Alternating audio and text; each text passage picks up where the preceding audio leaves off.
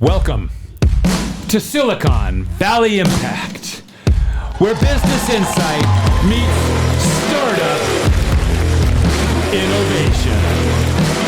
And now, please give a warm welcome to your host, Brian Sparks!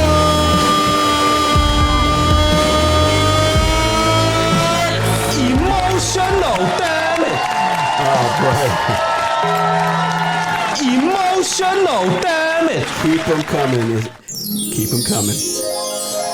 Ladies and gentlemen, Brian Sparks. Keep it coming, Brian. I How's love it going, man? It's good. Good to see Yeah? you fresh off the handball. Or no, not the handball. Pickleball. I played Pickleball, this yeah. morning. Yeah, that's why I'm looking sort of, well, I don't think anybody actually notices that I look a little more casual today. But you got that pickleball energy. I got that pickleball energy. Yeah, man. I'm definitely loving it. I don't feel like I'm on today. Can you hear me okay? Well, I'm a little low. You're a little low. I think we're all a little low, yeah. There we go. Better? I like to hear my voice. And so what is today, Brian? So, Brian, today we're wrapping up season 2 of Silicon Valley Impact, and I think we're wrapping up with show 80-ish. Yeah. Yeah, and we have done this now for 2 seasons, 2 years. Show 80. Show 80. I know. And Thank you. Oh, thank you. Oh, my God. No. Please. Please stop, yes. It feels good. Like 2 years, 2 seasons.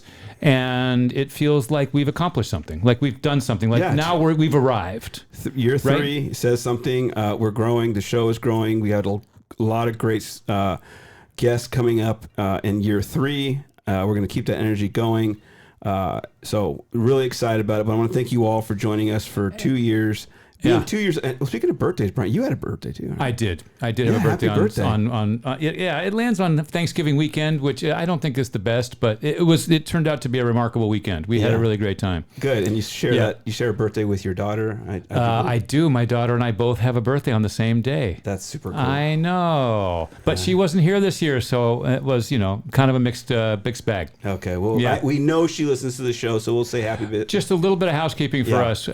This is our last show for the season, so when you're back next week looking for a new episode, it's not going to be there because we didn't record it, right?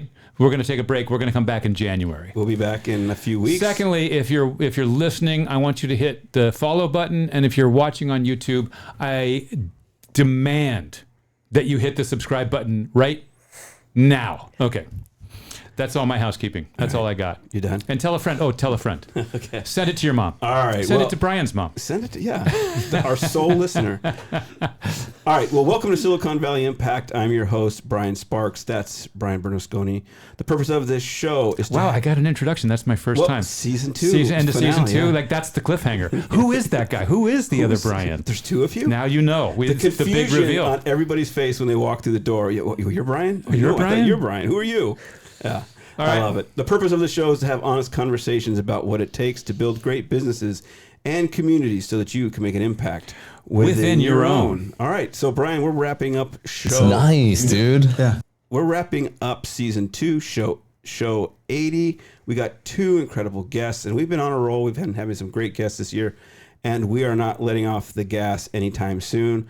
I want to welcome in Amar and Anshu. Good to see you both. Thanks for coming in. Good to see you both. Thank you for having us. Thank you, Brian. Yeah, so I had a chance to chat with you online a little bit through emails, phone calls, get to know you before the show, but our audience must get to know you. So in Silicon Valley Impact style, I'll let you do your intros, and Anshu, I'll start with you. All right. Well, thank you for having me here today. So I am a general partner at an early stage venture firm. The name is Converge. Converge is a Boston-based firm, and I'm the only general partner on the West Coast. I joined Converge about 2 years ago, so new to investing, if you might say. I was a founder, so founder turned investor. Converge had funded my company. I liked the way they worked with me.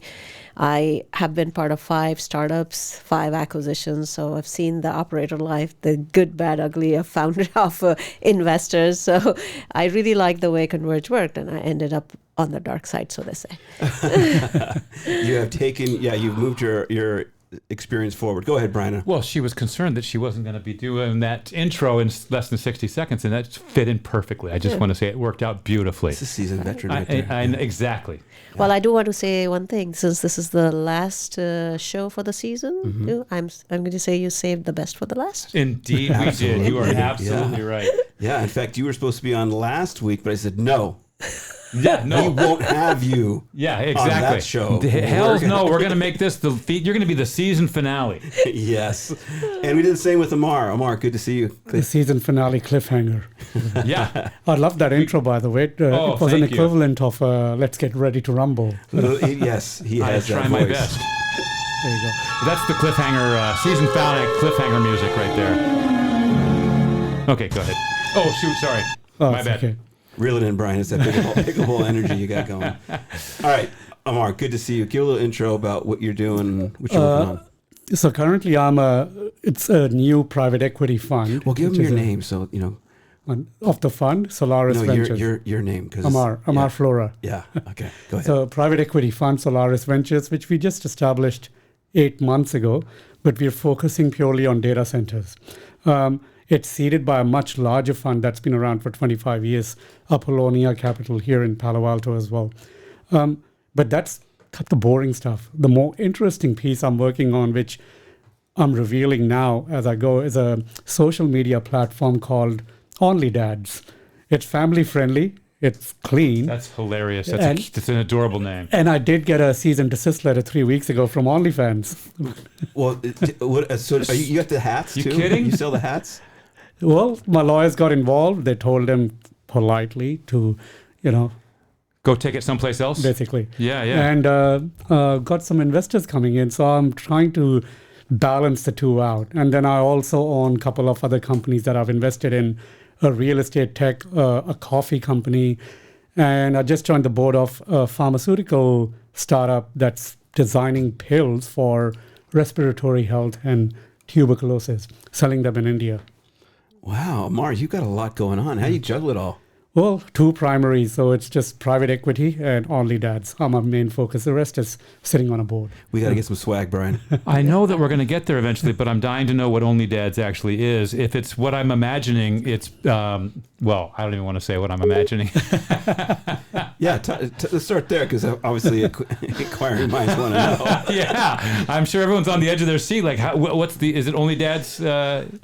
Only-dads.com. Okay, great. So now I know where to go. Only-dads. And okay, Well, that's good. There's so many jokes. Like the jokes are just stacking up in my brain. Well, the first thing when you log in, you get a dad joke of the day. So that's the first thing you do. I love it. All right, so we can go to only-dads.com, right? Yeah. Okay, good. We'll talk more about that. But want to thank you both for being here. Excited to dive into all the things that you're working on. And it seems like over the last few years, you've both really ramped it up. And Anshu, it sounds like you've got... Brian, you're already laughing at the dad jokes over there online. Okay, Well, all right. just the landing page. Just the landing page. We've lost I'm Brian. trying to figure out how I can show it here on the... but I don't even know how to do that.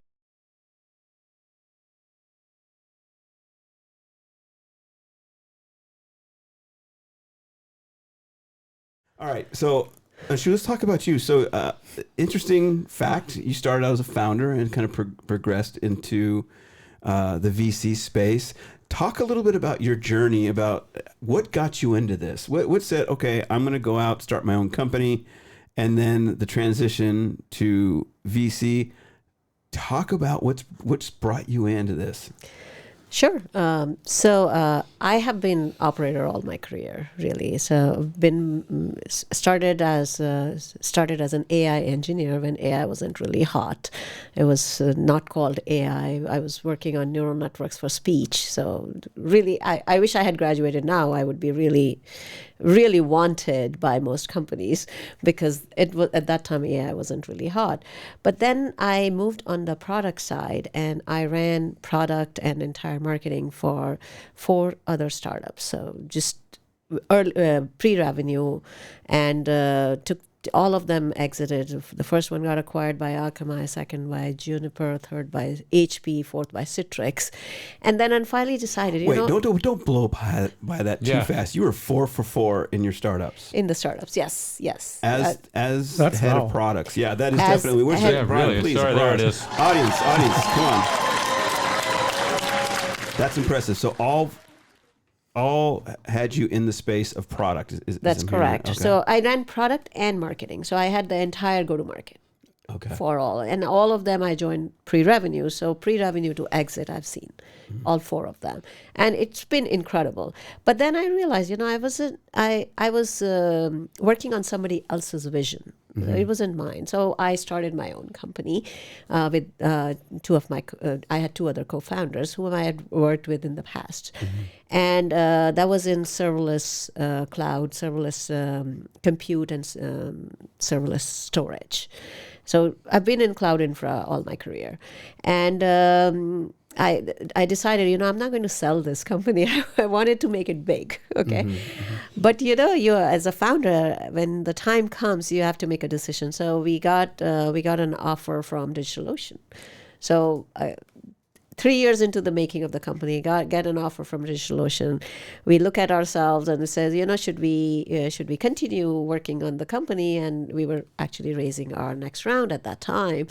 But then we decided, it was a perfect company to actually join hands with. It was product-led growth motion and everything. And so we decided to sell the company. So the company got acquired. I stayed at DigitalOcean for some time, and Converge had invested in my company. Before that, I would actually have never thought of becoming an investor because, I've raised money for 5 companies, and I've pitched hundreds of VCs, and I've seen there are very good VCs and there are VCs that I don't even want to go back to, but I really liked the way Converge worked with me as a founder. I mean, I went into this pandemic time before even I launched my product. Pandemic hit. So there were lots of uncertainties, and how actually my investor helped me to navigate these uncertain times was very, very helpful. And I thought maybe I want to be an investor like they were to me. So immediately before we get too far from it, I got 2 giant questions, and I'll give them to you both at once because I'll end up forgetting one if I stick with the other. All right. So one, what was it about your GTM strategy, your product management, those tasks that you were given for these first 4 startups? Yeah. That you think were the differentiators? Now, obviously, there's probably good product, good team. You're not just going to take that on yourself, but there's got to be a true line. And then you said that Converge really worked with you in a unique way. So those are the 2 things I really want to bookmark really quick. Sure. So go ahead and tackle one or the other first. Okay, I'll talk about product journeys. Okay. So I'm an engineer by background, and I've gone through the business school, so I understand the business side also.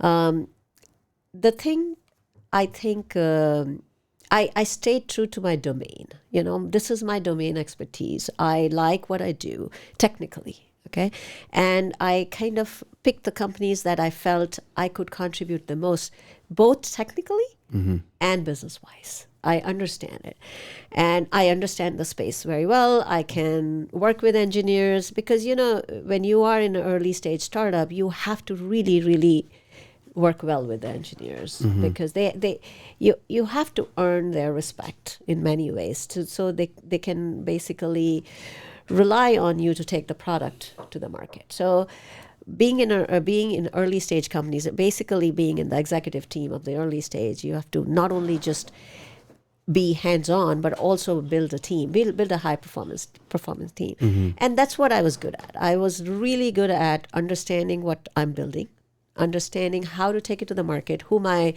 ideal customer is. So all the basics that you try to teach in any product management or product marketing class, I actually applied it several times. But there's an instinct there too. I have to say, is a superpower of yours because you have the technical background and you understand that particular space. But then it's going to market with. Yes. That's it's really an art. Yeah. So you have the balance of the science and the art, it sounds like. Yeah, I obviously I developed it over time, but what I really, and I look at in my founders now also, the things that I think benefited me.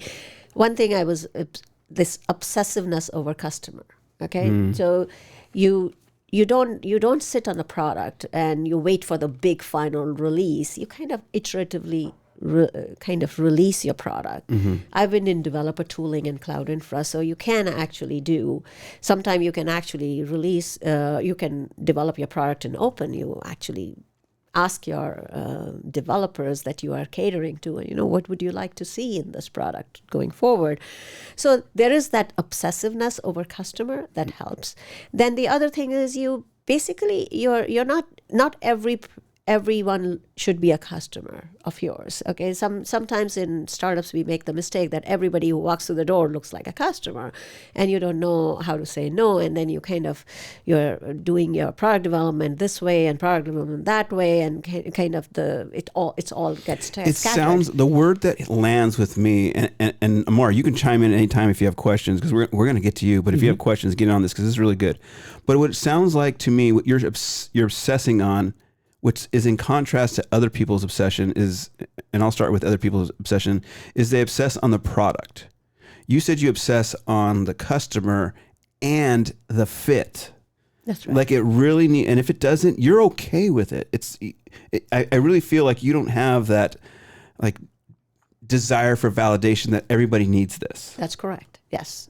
It's not built for everybody. So you have to be able to say, this is my ideal customer.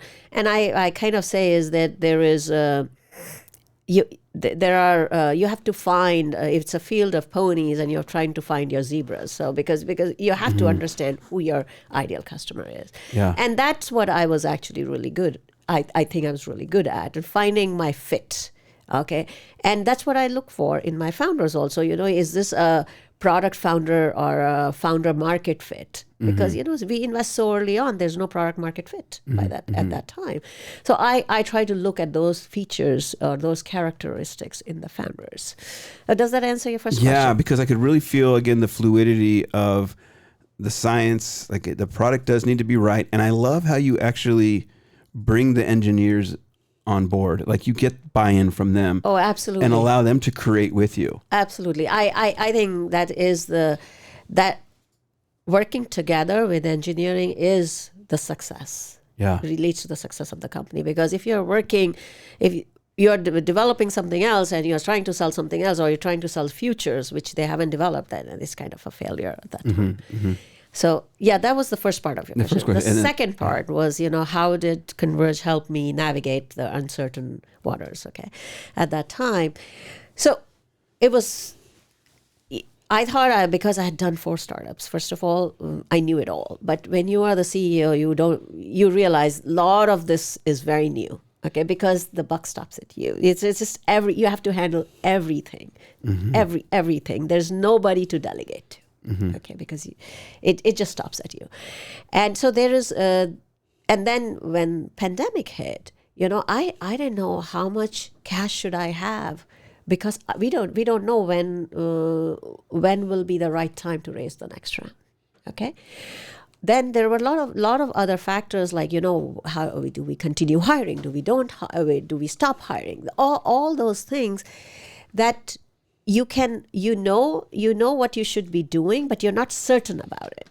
Okay, especially this was completely unknown to any of us. There was no end in sight at that time. It turned out to be good for technology companies. I mean, we could figure out how to work on Zoom and everything. We made it work. But at that time when it happened, there was just so many uncertainties, and financial, legal. What do you do? How do you handle your employees? How did you? It was Converge there for you? Was Converge always there? I mean, they had the collective wisdom of other startups also, and kind of brought us together to figure out, these are the best practices. These are the best things that you can do. So I'm hearing one thing, and I hear this a lot, and correct me if I'm wrong. I want to feel what you're saying. Is you're given a role, and you're given just context. This is what you need to do. right? You're responsible for this. That gives you the structure to work day in, day out. However, now you're CEO, there's no structure. There is no structure. And so it's like you're this artist that just doesn't know when to stop, doesn't know when to keep from stop layering on. And so it sounds like Converge says, no, that's good. Trot it out to market. And it sounded like also they relied on your wisdom of iterating, is what you were saying earlier. Absolutely. Yeah, absolutely. and that had to really help. Yeah, and I mean, connecting me to the early customers, as I said, I hadn't even launched. Mm-hmm. Okay, all of that help came because it's an early stage firm which works with founders, help you build companies. And I really liked the way that happened. It was not just, I mean, a pandemic is one example, but just overall through the life cycle of my company, I always constantly they were usually my first call saying, I'm stuck. Can you help? Mm-hmm. Can you find somebody who can help me in this? Okay, so that's the kind of help you need as a CEO, because you have no one else to delegate. I love that, because you hear from a lot of old school VCs that they don't handhold. And it's not to say that this is handholding, but if you're going to invest in somebody, you might as well roll up your sleeve a little bit and see their success through. And a lot of VC firms, they do have resources to kind of just or they have out. connections, or they are looking at they have a portfolio, so they can help.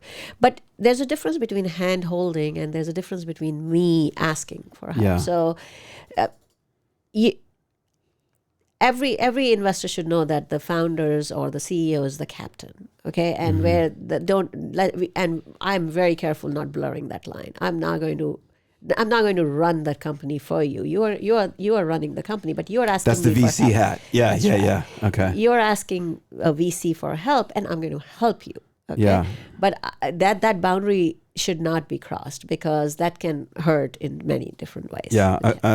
An introduction to somebody who you can have a conversation is really good, but coming in there and doing it for you is just it's not good. Right. So interesting. I love that insight. So those were two different sides of the table in terms of working on the product and investing in the products. And so we'll double click on that as we go. I know you got so much more. I mean, I got so many more questions, but Amar, I want to bring you in because your journey began somewhere as well. Mm-hmm. What got you into this? Where did it all begin for you? Well, I'll work backwards. But first of all, Anshu, your responses really got me thinking, like a lot of self-reflection. And, I've made a lot of mistakes, but some of the things you were talking about, it's almost like it started coming back on how I learned It was triggering from those mistakes. A little triggering for you. Yeah. Therapy session. I'm going to cry. No, but it was I had a couple of really good mentors in my early 20s, and they started making me realize certain things that, when you're young, your ego is much higher. So they said learn to ask for help, leave your ego at the door, admit what you don't know. Mm-hmm. And it's a cliche, build a really strong team, people smarter than you around you. Early days, I used to find that really hard to do, and now I'm in my late 40s, it's just become natural to look for those things. Because that's one part of leadership. You've got to elevate people around you, not yourself. Mm-hmm. And that took time and a lot of failures to get to that level. So really, thank you for everything that you shared. Now, my journey, graduated software engineering 1999 and ended up becoming a stockbroker, because at the time, software engineering in Australia wasn't really sexy. You end up in a bank working in a data center for a bank down in the dungeon somewhere.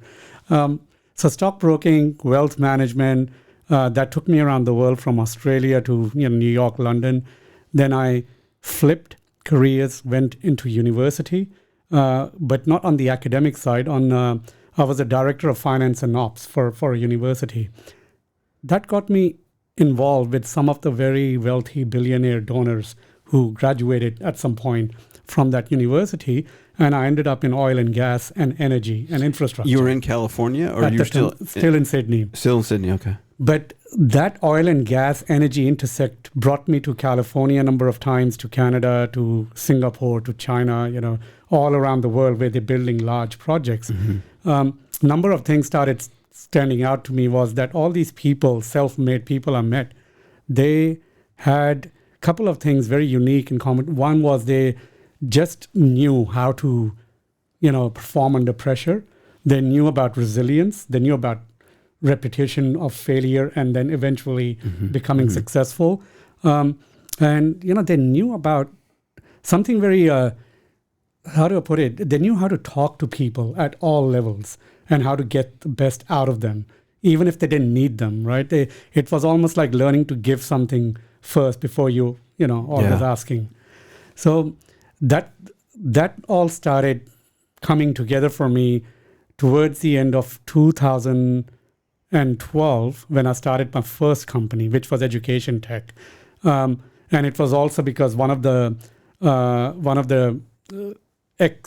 university donor at the time to me said to me, Amar, you're not meant to work for someone. You don't like taking no for an answer. You don't like authority. And then he said, but remember, you're going to always be answering to someone, whether it's your investors or your customers. You just have to be comfortable on what type of users you need to answer to and answer from. So 2012, I started my own company, startup, education tech. Few things fell in line. I had a really, really good CTO. That was the main thing because I didn't know much about tech. I never coded. Sold my company in 2020. 2018, in parallel, we moved back to United States. My wife and I are dual citizens between US and Australia, so we moved back and forth. But now we are here.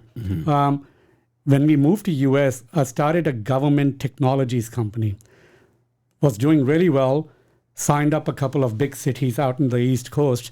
COVID hit, and suddenly I lost 6 contracts right in the start. They were pulling back.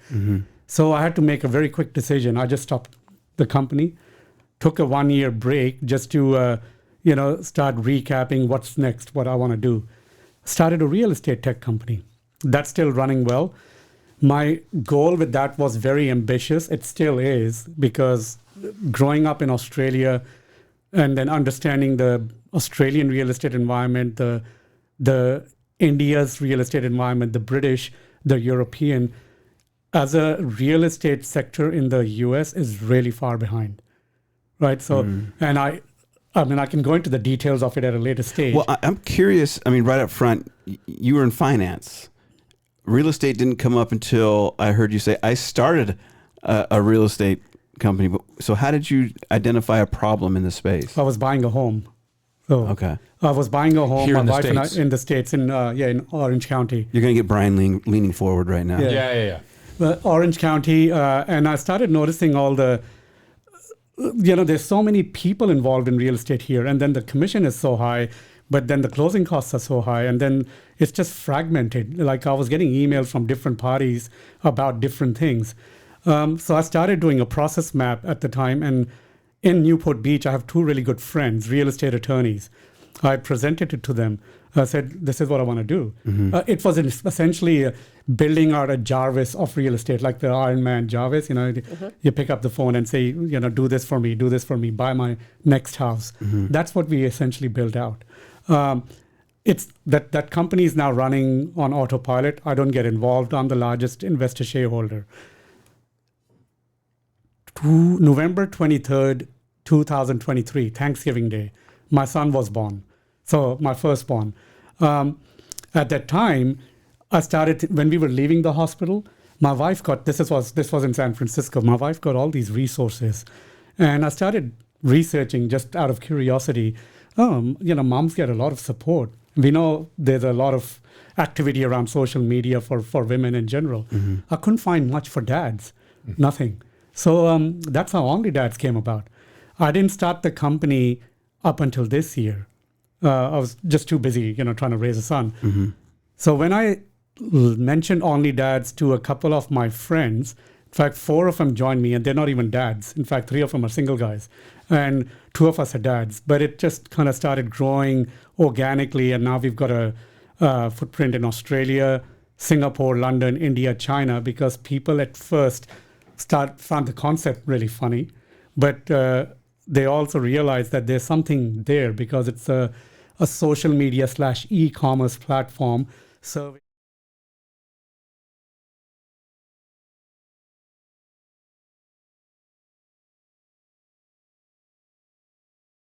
United States. And according to Google, 80% are underserved in the social media e-commerce space. So I'll come to the business model of Only Dads later, but that was the start of Only Dads. How I got into private equity, I had no plans of getting into private equity. There's a person called David Ohm, so I credit him for mentoring me right now in the investment side of the world. He runs Apollonia Capital out of Palo Alto. He's done, $7-something billion worth of deals in data centers, building data centers worldwide. I've known him for about 3 years. He contacted me last year, said, we want to use your experience from the energy oil, mining days and bring that towards the data center side, because we're building these data centers, but there's not enough powered land. So that was the reason I got involved. Interesting. Okay. Well, Stack Ventures, we're in the process of purchasing a data center in Oakland right now. I think it's 10-20 megawatt data center, which is kind of abandoned. So I'd love to talk to you more about that. Sure, yeah. But this is great. This is Silicon Valley Impact. Making connections, Brian. I love it. I find out where you're getting your transformers from, because that's one of the biggest problems right now. Yeah. It's brand new, so love to show you the place. But it sounds like this for both of you has consumed you for a few decades at this point, give or take a few decades. Yeah. What is it? And Anshu, I'll start with you. What is it about being a founder, being an investor? What is it that you love most about it? Because when you're talking about the market, you're talking about the product, you're talking about the investor side, you have that triangle. What is it that you love about what you're doing? So, what I don't like is not doing anything. So sitting around, So that's something. There has to be a purpose when I get up in the morning. There has to be a purpose. This is what I'm going to do. It might not be a plan of what all I'm going to accomplish today, but it is just something that drives me. Like, you wake up in the morning and there is work that you're going to do. So I can't see myself like retiring, at least at this point in time. What I liked about in my operator journey was just taking products to market, figuring out how to, when your products start flying off the shelf, it's just such an incredible feeling. Okay, I think that was the drive. Okay, which you don't get in large companies, because large companies already have established processes, established everything, established customer base, established this, but you get that in startups. So every time when I got acquired, I stayed for 2 years and then I left it because I just didn't feel it. I just didn't feel that I was enjoying what I was doing. Okay, and that's what kept me coming back. But this last time when the company got acquired, I stayed with DigitalOcean for some time, and when I was leaving, I got the opportunity to join. And at that point, I wasn't even thinking of joining the investment side. But then I realized, I've tried the operational journey. I've enjoyed my operational career. Now let's do this, and it's a new challenge. Okay, and what I really like about this and what keeps me going is you meet such smart people, which you don't all the time when you are, because you're running in a domain. You're not I'm not saying you don't meet smart people, you meet, but here you're only meeting very smart founders. See, because these are the people who have taken the risk of starting something new. So they are a different kind of people that you're meeting, which keeps you very motivated, and it keeps you intellectually involved in a lot of things. That's really very, very exciting to me. That's probably the reason I do this. And the other thing that I really like is the breadth. Okay, when I was running my company, I'm like, you're digging a hole, you're digging that hole deeper and deeper. You understand that domain really well, but you kind of don't know what else is happening. Unless, you get the news and you can do. But here, you're doing so much context switching. You're talking to a company that's doing AI for manufacturing. Then next time you're talking to a company that's doing data pipelining. You're next time talking to a company that's doing something that's in AI native application lab. Yeah. So that context switching is just keeps you energized, I think. It's tiring because you're trying to understand enough that you can have a good conversation with the founders. But it also keeps you so energized and always learning, and that's what I like. I think what I'm hearing, I mean, you start out by saying, and I think this is where it disappears. This is where the matrix falls away, or is it appears? I never saw a matrix, but you know what I'm saying. I think it's a little of both. Brian. Yeah, it's a little bit of both. This is where I guess the window opens. Is you said I love to work.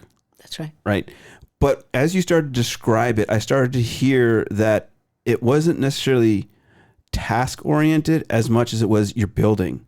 Because when you talk to somebody who's working, they'll tell you what they do. But then you talk to somebody who is solving problems, they'll tell you how passionate they are, how motivated, how much meaning there is. A different energy emerges. And then there's this purpose of anything's possible. Because you're not in the confines of a job description. You're like, I get to create it. And then I get to switch over here. And so your brain is just, your body, your spirit, whatever you want to describe, is all engaged. That's correct. Yeah. So it emerges into something else. You got it. Yeah. That's absolutely correct. And It's just, it's just the impact and the energy that you derive from doing something new. Yeah. Okay, and that's why I kept coming back to doing startups because I just couldn't find that. Yeah, and there's a piece in talking to both of you and talking to a lot of the founders where it's like, if I ask you what you do, that's just for you. But if you're talking to a founder, they're talking from the perspective, well, this is who I get to help. Yep. Right? I get to do this for people. It's I get to serve, I get to solve, and it's a different conversation, it's a different connection, and I mean, I think it's why we're all doing this. You're just engaged on a whole nother level. All right, Brian, let's go to break. You just blew my mind. Brian, we're going to go on a break real quick. And we come back, we're going to ask the same question of Amar, why he loves doing what we're doing. And I got so many more questions for both our guests when we come back. Okay. All right, we're back with our second half of the hour. We're here with Amar and Anshu, and we're geeking out on this startup ecosystem life. But before we roll into the second half of our hour, I want to remind everybody to go to IIT2026.org. I will be the chairman the MC, along with AJ Thomas. I think that's in March. So go check out the website. We're going to be out in Long Beach in March. So looking forward to that. Or April. Go to the website. It's April. April. Okay. IIT2026.org. Check it out. Got a lot of great guests coming out for that event. Can I add something to Yeah. that? So I am actually the track lead for venture capital and investments I love at it. the same Wow. conference. Yeah. Yes. Well, that's how we met. We met through Shashi, right? That's right. Yeah. So it's April 22 to April 26th. Yes. Okay. And that's going to be so much fun. Is this your first conference? No, this is held every year, but 1 year in India, 1 year in US. This is the first time on the West Coast. Nice. Last time it was DC. Is that DC, correct? that's This is correct, also yeah. Long Beach. This is Long Beach, yes. Yeah. What do you enjoy most about those conferences? So I actually, I'm part of the group that runs the IIT Bay Area conference every year. We do it. And so... It was in Santa Clara last. Yes. Yeah, okay. Yeah. So every year we do that. That's a local, you can say the local conference for IIT Bay Area chapter. And IIT, it's Indian Institute of Technology. So it's premier engineering institutes in India. And I think we have 15,000 IITians in the Bay Area. So it's a big number. Yeah. And so nationwide there are plenty. What I really like about this conference is it's based around the current theme or the theme looking forward. And like we had Jensen Huang open the last year's conference, and then we had Ali Ghodsi open, the Databricks CEO open the last. So there's always the newness in the conference, and we bring the best minds together. I don't know how I got in as the MC. So. But now you'll really like it. It's going to be a lot of fun. I guarantee that. Yeah. We got Guy Kawasaki, and I can't announce some of the names we've already we're having conversations with, but I'm excited to release some of those names. But yeah, excited. Are you going to be on a panel? Are you speaking? I'm running the whole track. Okay. So will you have your hands full and won't be able to get out and speak, or will you? I will be. I'm going to push managing, for it. Yeah, I'll be managing all the VC track. Okay. So yeah, I'd be probably moderating a panel or two, but I'm responsible for the track. That's going to be so much fun. All right, and that's happening April 22nd through the 26th, and that's out in Long Beach. You can go to IIT2026.org for more information. Check out the agenda, check out the speakers, and check out all the activity that's going to be going on. It's going to be a lot of fun. All right, so we already got 40 minutes under our belt. It's gone quick. I've loved our conversation, the insights that we've gained. But Amar, I'm going to ask you the same question I asked Anshu, is what is it that you love about what you're doing? You've dedicated so much of your time and your energy to this. What is it that keeps you coming back? So philosophically, I thought about this once, and maybe I read about it somewhere, but I can't remember. It was about, when I die, no one's going to remember my resume. They're going to remember what I did for someone. And, that's been my almost principle now for, last 10, 15 years. That's so good. Say that again. Nobody, go ahead. Say is going to remember my resume, but they'll remember what I did for something, for someone, for the community. Good. Yeah. And then my son was born. I started sort of thinking about that even more, like what type of role model I want to be for him.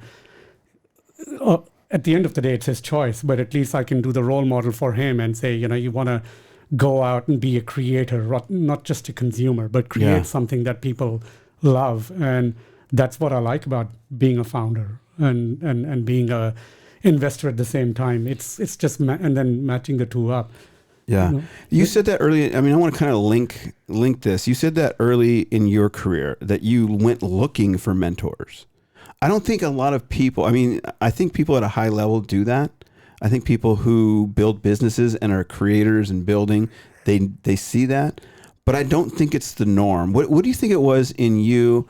And Anshu, did you have mentors too, kind of growing up? Absolutely. So what is it about finding your tribe, finding the people to kind of plug in and take advice from, even if we're young and think we have all the answers?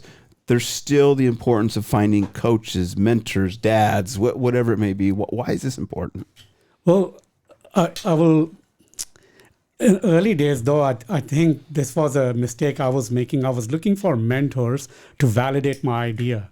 Let's say I come from my parents, we were an immigrant family in Australia, and I used to always butt heads with my dad. And he still instilled a lot of independence in me. But if he didn't agree with me something, I would go and find someone as a mentor who would agree with me. And I have to say that was a wrong approach. A lot of that going on in social media nowadays. They'll find the meme that agrees with them and follow. Okay. And that was a wrong approach until I met one mentor who would just let me talk, and he was very quiet. He was a great listener. And one day he just said something with me, and that it was more profound. It's like there's a difference in listening to learn versus listening to correct. And again, that stuck with me. It's the listening to learn part is where you need people in your lives that you truly learn from and apply. That was it. It just, from that point onwards, every time I look for someone as a mentor, it's more about, they've got life experience, and whether real life or philosophical, they teach you things. Yeah. I love that. And Anshu, what was it for you that had you finding the right people? So there are a lot of things I wasn't good at. Okay. And so there's a deliberate effort here on my part. I wanted to be, if I am going to be running the company, I need to understand this, everything. So I actually reached out to people who would who would be my mentors in that area, who have done this before and who can help. And my bosses in various companies where I was, they were actually my best mentors. I learned a lot. They point out the mistakes I've made, and that's how you learn. If you weren't making any mistake, or if nobody was telling you the mistake you're making, you're not going to make a change. You're going to think that's the right way to do, as you mentioned. And I was lucky. I had bosses, and I had the relationship where they could say easily to me that what you're doing is not right. Okay, you need to think differently. You need to do this. So even though they're not hand-holding me, because it's my job to figure out, they're kind of guiding. It's a guiding principle, and they're kind of helping me iterate on it, and they're giving me time to iterate on it. And that's the best mentorship. Were either of you the type of people who just kind of hit a wall and then someone would show up, or would you openly just say like, "Hey, I don't know what to do next"? I mean, Anshu, you were saying like it as a CEO, everything stopped with you, or would be pushed forward because of you. You had to at some point say to yourself, "I don't know what to do next." And I think where I'm going with this is a lot of people in Silicon Valley who realize themselves at a certain level at some point in their life. So whether they've immigrated from somewhere in the world and they don't know what to do next, finding their way in Silicon Valley, or they're the CEO and they're looking to scale internationally, they don't know what to do next. There's this imposter syndrome. What would you advise, and reflecting on your own experience, for somebody who just goes, I'm not sure what comes next? How do we tackle that? I would advise ask for help. Okay. Just vulnerability. Be vulnerable. I think be authentic, be vulnerable, ask for help, and you'd be surprised. People help. People are not looking for anything in return. They help. It's something very fulfilling. Like I get asked by a lot of people, I haven't done this before. Can you help me with this? And I'm honored. I'm honored to help, because somebody feels that I can actually help them. They put the trust in me, and that's a big thing. So that's how I if I couldn't figure out something, I just openly ask people in my network, or I'll ask somebody, do you know this person, or do you know this specific person? I think he has done this or she has done this before and can help me. I've never been shy.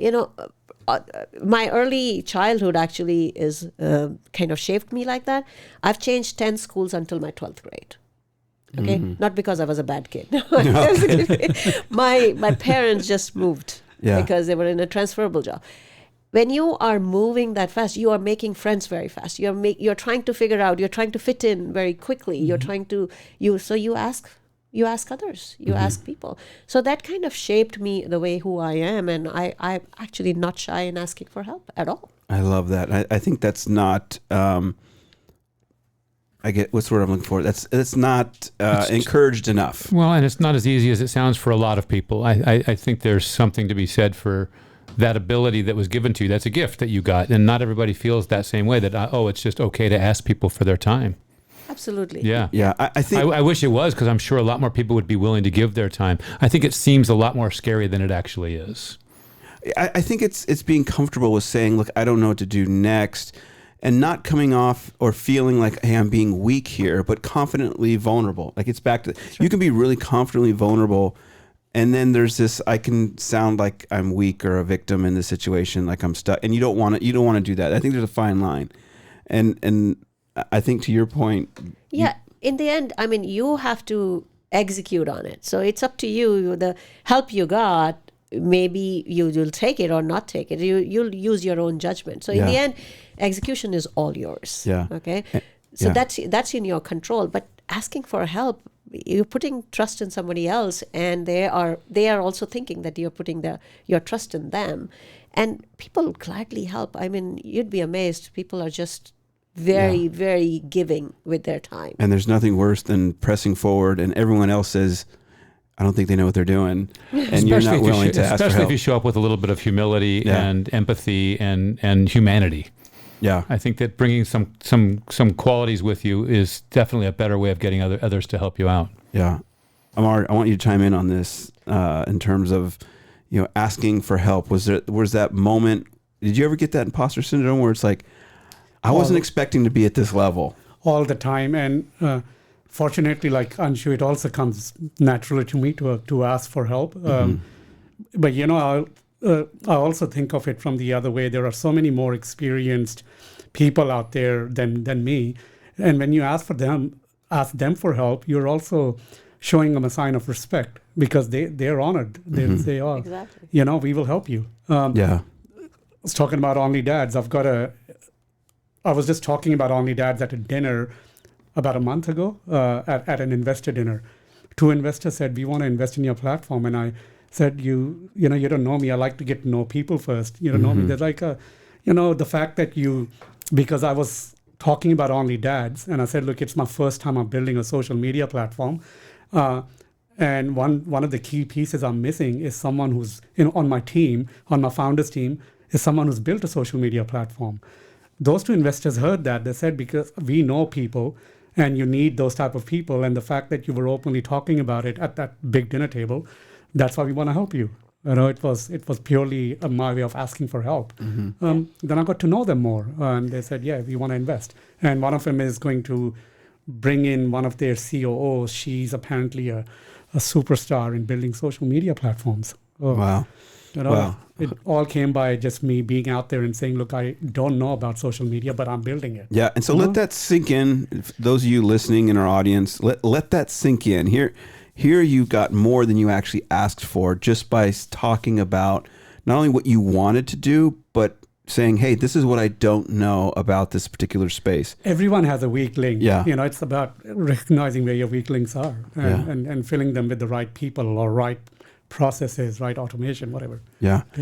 That's so good. I love that. All right. So again, we shoot for about an hour on the show, but we can go longer. But I got to ask, as we start to wind down, what's next for both of you? I mean, it sounds like, again, you've accomplished so much in your decades being in this space, your careers being on both sides of the tables, founder, investors. What does 2026 look like for you? And of course, we were talking about during the break, what's a win for you? But what's next? What would be a win for you in 2026?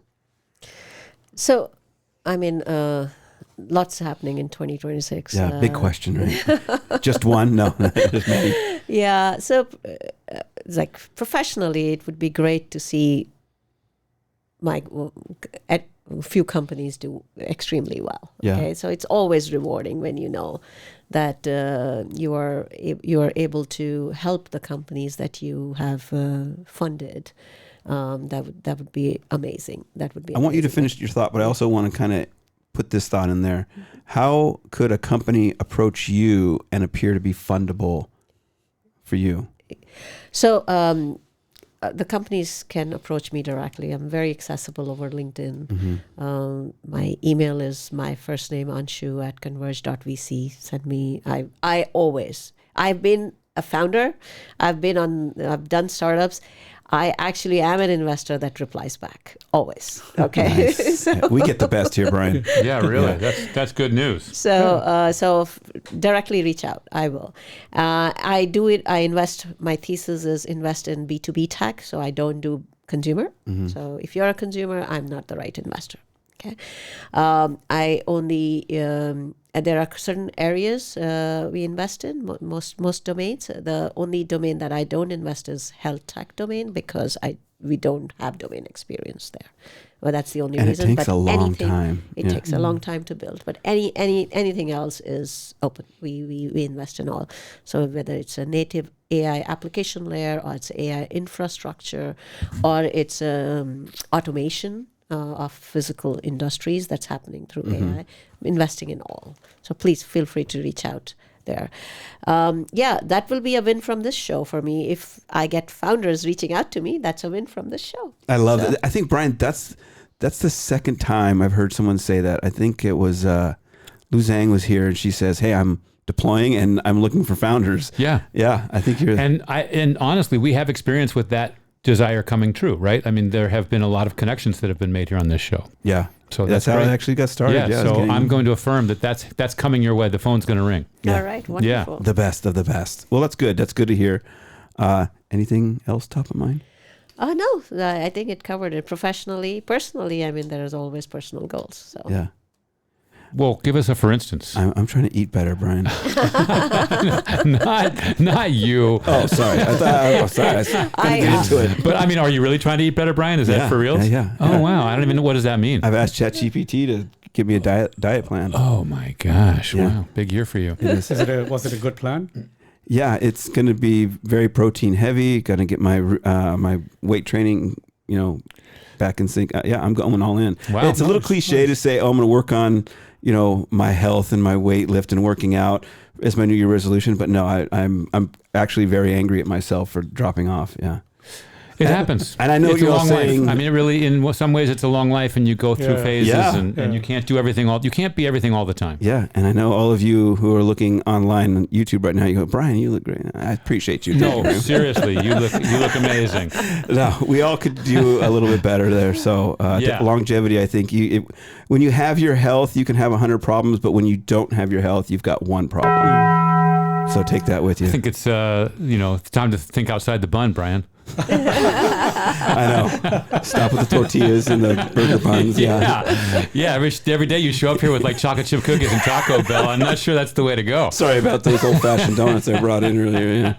Yeah. Okay. All right. Way to be, Dorfman. All right. Amar, go ahead. Sorry. But I want to hear Anshu. I want to hear some personal goals of Anshu. At least one. So I started doing yoga every day last year. So it's been 18 months. I want to continue that, but I want to add weight training to that too. So that's my personal goal. I'd add something and stick to it. Yeah. I don't want to fall off. Yeah. Oh, good. Yeah. Amar, you got one? I know I'm sidetracked here, Brian, but I'm just curious. Personal goal is, my wife and I have decided, our son is, he just turned 2. Mm-hmm. So next year we are starting to book at least 2 international flights. So by the time he's 20, he's traveled to 40 countries. Oh, wow. So I want to be able to, and my wife and I have traveled a lot. We love traveling. And now we want to make sure he gets that same exposure and experience and not be in a bubble of tech all the time. All the time. Yeah. So that's a personal goal. That's great. Professional goal, I haven't thought about it, to be honest, but more recently I'll say this. Look, I'll put the private equity data center stuff aside. Mm-hmm. I don't think that's going anywhere. Through Only Dads, I've had a lot of single moms reached out to me. And this is as a result of, I was on 2 other podcasts. They actually were very specific they wanted me to talk about Only Dads and the men's loneliness impact and, men growing in isolation and so on. So a couple of single moms have reached out to me and said, we are single moms and we are also single dads. So what you're building, this community-facing platform with a tremendous impact, positive impact, hopefully, we'd like to join. So I've started thinking on how I can grow that platform to have the single moms involved because they are single dads. When they explained it to me, the light truck, they said we have a 12-year-old, we have a 9-year-old, and we want to be involved in community-driven events, which happens through my platform. We want to be involved in not just community-driven events, but our kids getting exposure too, because they're worried how their kids are growing up too much with it's ironic, with social media, but also enwrapped in tech all the time. They want life experience outside tech as well. So that's something I think I'd be very focused on in 2026. It sounds like, with being a new dad, 2-year-old, you're beginning to look at life at a whole nother level, and you're seeing how this can impact even more people. Yeah.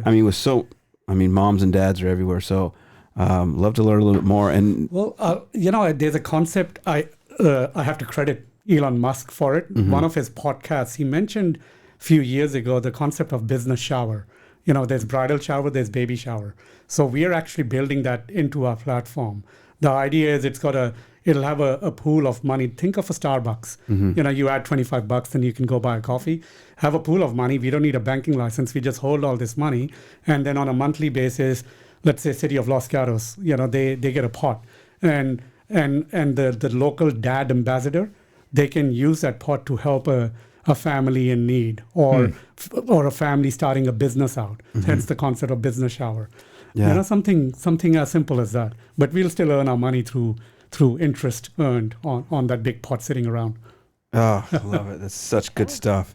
Well, you guys are working on a lot of stuff. How can people connect with both of you? I know, Anshu, you mentioned LinkedIn would be the best way, or email you, but how can people connect with you?